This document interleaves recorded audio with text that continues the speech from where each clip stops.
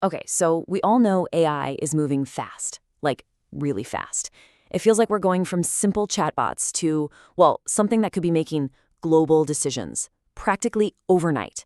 But what's the actual path here? Where is all of this really going? That's what we're going to break down. We've got this really clear 5-stage framework that helps map out the whole journey. Let's get into it. So before we jump way into the future, let's just ground ourselves in what's happening right now. A lot of the talk is about AI replacing people, but the most immediate impact, the thing we're actually seeing today, is the creation of what some people are calling superhumans. Basically, people whose skills are getting this absolutely insane boost. And look, this isn't some far-off prediction. This is a real quote from a top engineer. At the beginning of the year, he said his coding productivity shot up 10 times. By September of that same year, it was 100 times. 100x. Just think about that for a second. That's not just a slightly better tool. That is a fundamental rewriting of what one person is capable of. And it's happening as we speak. And that right there is the crucial question. If one person can get a 100x boost, what happens when that power scales up across entire industries, across entire nations? It's a lot to wrap your head around. And that is exactly why we need a map, a way to make sense of this crazy acceleration. So to guide us through this, we're going to use a really helpful 5-stage framework. It's something that key figures in the industry, people like Sam Altman over at OpenAI, have been talking about. And it's a great way to see, where we've been, where we are right now, and what's probably coming next. Okay, here they are, all 5 stages, laid out plain and simple. We start with basic chat, and we end up all the way at organizational management. That is a pretty wild progression. So let's dig into each one. So, stage 1, we're already way past that. That was the chat phase, which really took off around 2017, thanks to that transformer technology that let AI finally understand language. Right now, today, we are firmly in stage 2, reasoning. Here's what that means. You can ask an AI, hey, what's the best way to book a flight to Tokyo? And it will give you a fantastic, detailed plan.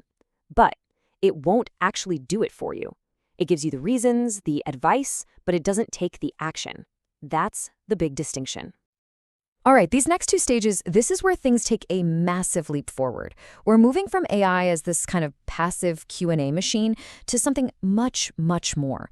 An active partner that not only does things, but actually creates knowledge that's brand new. This brings us to stage 3, agency. And this is all about doing. So going back to our flight example, this is the AI that doesn't just tell you how to book the flight, it actually goes and books it for you. Now, obviously, you can't have mistakes when it comes to things like money, right? So we're seeing this capability pop up first in areas with lower stakes, like research. You can already ask an AI to act as a research agent, and it'll just go, dive deep into the internet, and come back with a full report in minutes. It's pretty amazing. And then we hit stage 4, innovation. And honestly, this is where the world really starts to change. This is the point where AI stops being just a student of human knowledge and becomes a creator of new knowledge. We're talking about solving problems that our smartest human experts have been stuck on for decades.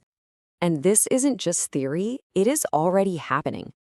Just look at what DeepMind is doing with their Alpha series. You've got AlphaFold, which basically solved the protein folding problem, a huge deal for discovering new drugs. Then there's AlphaProof, which is literally solving mathematical proofs better than top mathematicians.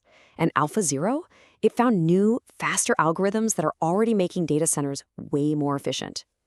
It's just, wow. And here is where it gets truly wild. The way they actually do it is mind-bending. A system like AlphaZero might literally ask another AI for ideas, like, hey, got any creative thoughts on this problem? Before it even runs an experiment. This is the era of machines operating machines. It's a completely new way of thinking about scientific discovery. So as we get closer and closer to that final stage, the whole conversation starts to shift. It stops being just about cool technology and starts being about power, about intense, global, geopolitical competition. This isn't just about who builds the best tool anymore. It's about who controls the future. And that brings us to stage 5, the big one, organizational management. This is what you hear people call AGI, or artificial general intelligence. Some even call it superintelligence. We're talking about an AI that can make strategic decisions at the level of a top CEO, or maybe even a world leader, managing incredibly complex systems. And let's be really clear about this. The race to get to stage 5 is the new arms race. It's increasingly seen as a direct head-to-head competition, primarily between the United States and China, for who gets there first and reaps the rewards. Just think about the implications of that for a second. This quote really puts it into perspective. A nation's choice of AI model may become more consequential than the identity of its human president.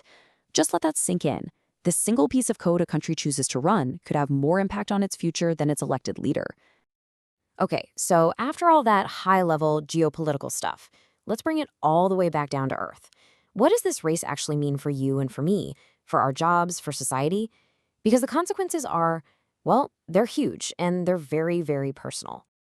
One of the biggest concerns you hear from experts is a massive acceleration in wealth inequality. The fear is that those superhumans we talked about at the start, the ones who truly master AI, will capture almost all of the economic gains.